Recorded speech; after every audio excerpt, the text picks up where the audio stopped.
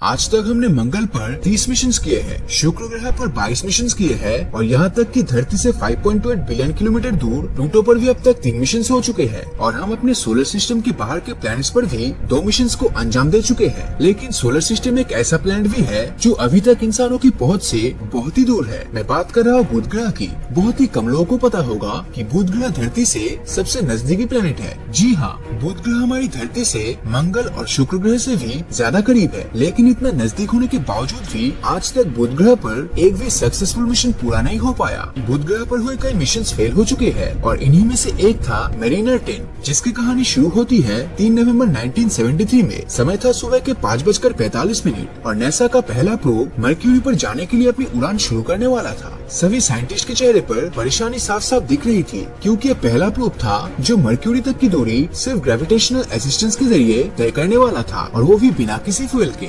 लेकिन जैसे जैसे मैरिनर 10 मरक्यूरी के करीब पहुंचता गया, साइंटिस्ट की टेंशन कम होती गई। उन्हें लगा कि मैरिनर 10 सक्सेसफुली मरक्यूरी तक पहुंच जाएगा। लेकिन तभी एक ऐसी प्रॉब्लम आ गई जिसने सारा बना बनाया प्लान खराब कर दिया। हुआ ये कि जब मैरिनर 10 मरक्यूरी पर एंटर करने ही वाला था कि तभी उसकी स्पीड सही से मेंटेन नहीं हो पाती और वो साउंड की स्पीड से मरक्यूरी में एंटर करता है, जिस वजह से वो मरक्यूरी की सतह से टकराकर तबाह हो जाता है और नासा की मेहनत पर पानी फिरा देता है। मैरिनर 10 का काम था कि उसको मरक्यूरी की फोटोज लेनी थी और उन्हें धरती पर भेजना था, और ऐसा उसने किया भी था। लेकिन फिर भी उसको अनसक्सेसफुल मिशन माना गया, और ऐसा इसलिए क्योंकि जितने भी प्रोब्स को दूसरे प्लैनेट्स पर उनकी फोटोज खींचने के लिए सेंड किया जाता है, उन्हें उस प्लैनेट की कम से कम 25,000 फोटोज खींचनी होती है, जबकि मैरिनर 10 ने सिर्फ 2700 फोटोज खींची थी, जिसमें से कुछ फोटोज वेनस की भी थी। लेकिन कुछ कारण था जिस वजह से मैरिनर 10 बहुत ही बुरी तरह फेल हुआ। मरक्यूरी पर जब हम कोई प्रोब भेजते हैं तो उस पर 2 चीजों की ग्रेविटी का असर पड़ता है। पहला तो है मरक्यूरी की खुद की ग्रेविटी का फोर्स और दूसरा है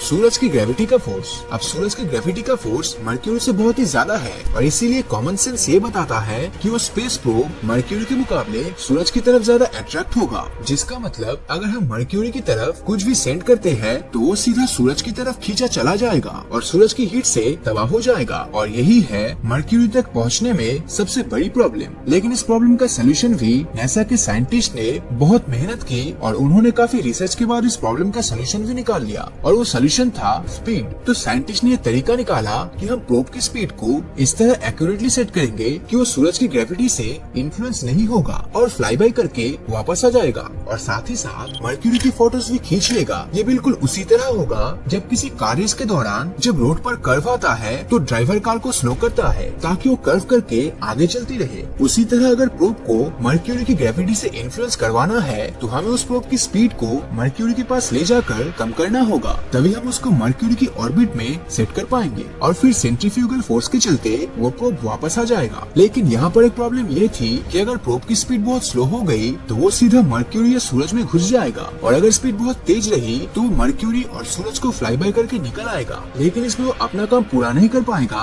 और मरक्यूरी की फोटोज अच्छी भी नहीं आएगी। और मैरिनर 10 के साथ भी कुछ ऐसा ही हुआ था। सूरज के पास से गुजरते टाइम मैरिनर की स्पीड इतनी ज्यादा हो गई कि वो मरक्यूरी के पास पहुंचकर अनकंट्रोल्ड हो गया और सीधा मरक्यूरी की सतह से टकरा गया। लेकिन मरक्यूरी का एक दिन धरती के 176 दिनों के बराबर होती है, लेकिन वही मरक्यूरी का एक साल धरती के 88 डेज जितना होता है। मतलब मरक्यूरी को सूरज का एक चक्कर लगाने में बहुत ही कम टाइम लग रहा है, और वही अपनी एक्सिस पर एक बार घूमने में उसको उससे कहीं ज्यादा टाइम लग रहा है। मतलब मरक्यूरी के 2 साल धरती के 176 दिनों के बराबर होता है। दरअसल मरक्यूरी का रोटेशन स्पीड उसके रेवोल्यूशन स्पीड से बहुत कम है। कहने का मतलब मरक्यूरी अपनी सतह पर बहुत ही स्लो रोटेट करता है, लेकिन वही दूसरी तरफ मरक्यूरी सूरज के आसपास बहुत ही तेजी से रिवॉल्व करता है। यानी मरक्यूरी के 2 साल धरती के 176 दिनों के बराबर होता है, जिसका मतलब मरक्यूरी का पूरा दिन मरक्यूरी के 2 साल जितना लंबा है। यानी कि मरक्यूरी पर 1 साल दिन रहता होगा और फिर 1 साल रात रहती होगी। और मरक्यूरी पर ऐसी अजीबोगरीब घटना इसलिए होता है क्योंकि सूरज का ग्रेविटेशनल फोर्स मरक्यूरी पर इतना ज्यादा है कि वो उसको रोटेट ही नहीं करने देता, जिस वजह से